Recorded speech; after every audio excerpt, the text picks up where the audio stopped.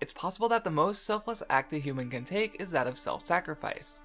There's a beauty to it, to the ultimate kindness that is offering yourself for one another. Mr. 2 has exited the story twice on self-sacrifice, done out of a burning desire for friendship.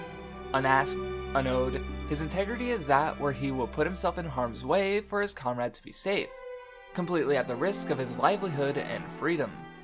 His Okama way is beautiful, but at a great cost, especially in a story where freedom is so paramount, where so many put their lives on the line for that freedom. Because Mr. 2 might be an exception in the story, where his sacrifice is so beautiful.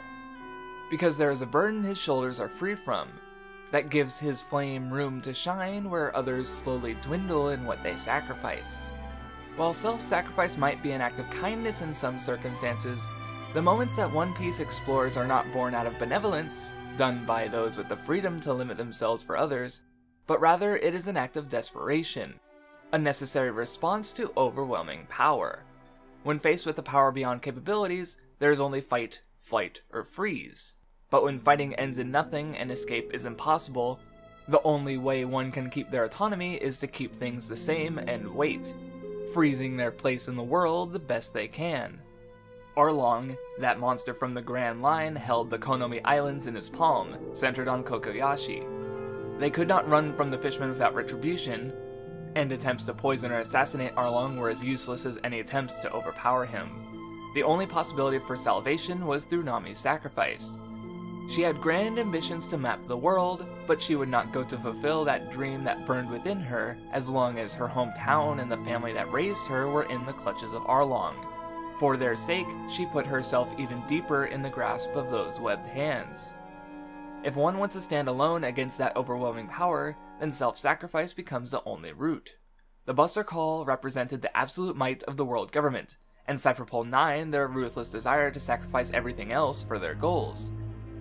This even extends to political power. Big Mom's Tea Party invitation threatened not Sanji, but potentially anyone he cared for. Zeph, Vivi, Kami, Viola. If he didn't show, then their blood could be on his hands, easily preventable with his submission. And no one had the power to resist the vast reach of Big Mom's power and intelligence network. These characters took the route of self-sacrifice because they saw no other way to save that which they wished to protect. But ultimately, it's not a solution. Self-sacrifice can never be an answer when faced with those who will gladly take anything given to them. With overwhelming power, they will continue to exploit and abuse. Self-sacrifice done out of desperation is surrender in an attempt to delay the inevitable. To submit to power is to be at the mercy of the strong, and these forces go back on their promises, because one doesn't need integrity or honor if there is no consequence for going back on their word. No one asked these characters to offer their lives, and instances go no differently on the smaller scale. On Drum, during the avalanche, Sanji offered himself to save Luffy and Nami, but in the aftermath, his unconscious body needed to be defended while Luffy was under fire from Wapol. When Kuma was ready to take Luffy's head after dispatching the entire crew, Zoro and Sanji rose to offer themselves in his place. These characters put themselves on the line to keep what they care about from being endangered, but in turn they all endanger themselves, and push those around them to in turn risk their own lives. It's a selfless act, but when everyone takes a selfless act for each other, then the inevitable result is nothing, because to make the sacrifice, to put your life before another, will chip at that life. Zoro saved Luffy from Kuma, but in doing so his body could not hold out during their greatest crisis at Shibondi. Because he was too weak to stop Kuma, he needed further protection, compromising their later efforts. The limits of sacrifice are key because One Piece is not a story of selflessness, but selfishness. While Mr. 2 had no grand ambitions, freeing his shoulder from the burden that weighs down the others, Zoro is not without ambition. He did not set out on his journey to make Luffy become Pirate King.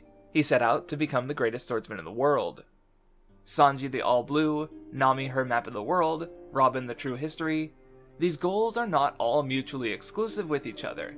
They can all be achieved, but not if one thing is sacrificed for another.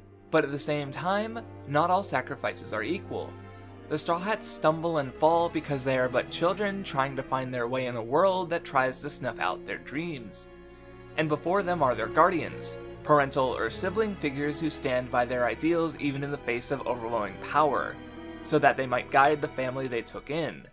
It's easy to sacrifice everything when you have nothing to lose, but at times there are even further desires behind it. Zeff lost his crew but still gave his leg to Sanji, a boy he only saved because they had the same dream, one Zeff had given up on, yet Sanji still wished to pursue. When they see their dream as impossible and their life nearing its end, by passing on their will, they pass their torch on to be inherited by the next generation.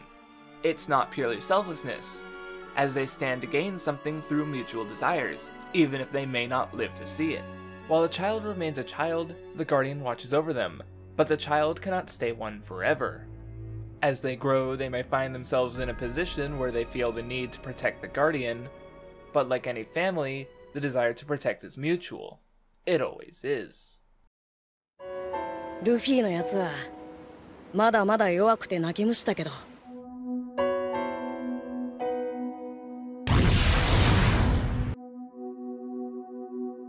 俺たちの弟だ。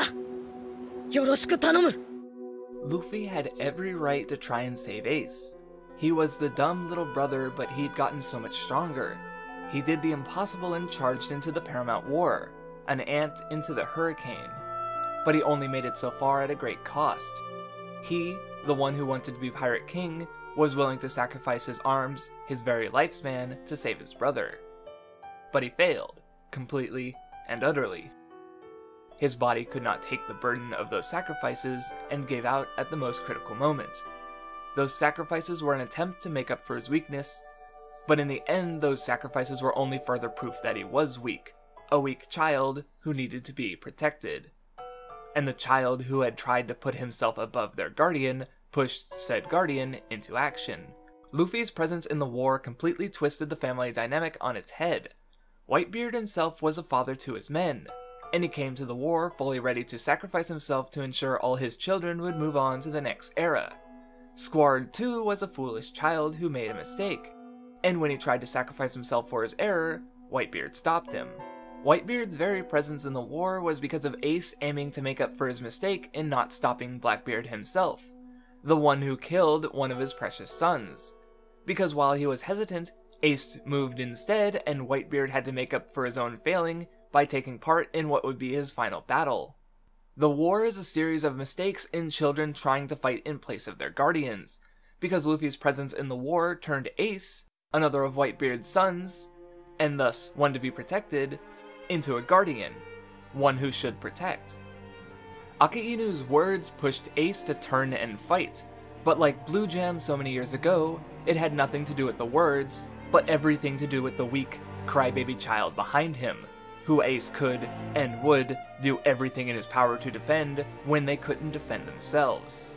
Luffy gathered so many allies behind him, but his failure was still his alone, exactly because he believed he could accomplish everything with his own power, putting everything on himself to achieve that. He fought with others, but he did not rely on them. Even with the power of the strongest man in the world on his side, it was him who had to save Ace.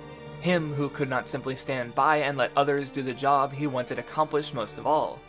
But he was weak, and the only way he could make up for the difference was by sacrificing himself, risking everything because he could not bear the pain of Ace's flame being extinguished.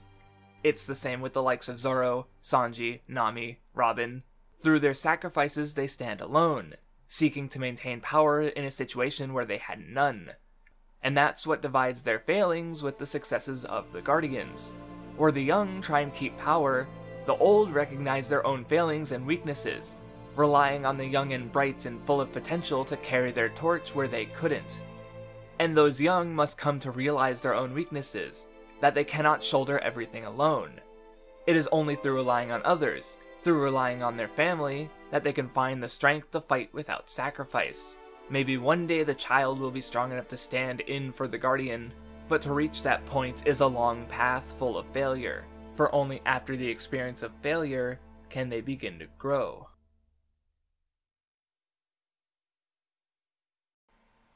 That should not have taken as long as it did, but hopefully it'll be smooth sailing for the rest of the year. Support on Patreon would be greatly appreciated, and I've made some changes if you haven't seen yet. especially if you give $10 a video. Check your messages. I don't blame you if you're gone, but I'd like to thank my patrons for sticking through the drought, such as Nunmanji, Gloogle, Winchester, Tengoon, Moz, Luis Segura, Mohammed Hakim, Flarbu, Oliver Mort, and the Sewer Boy. Thank you for watching, and see you soon with more.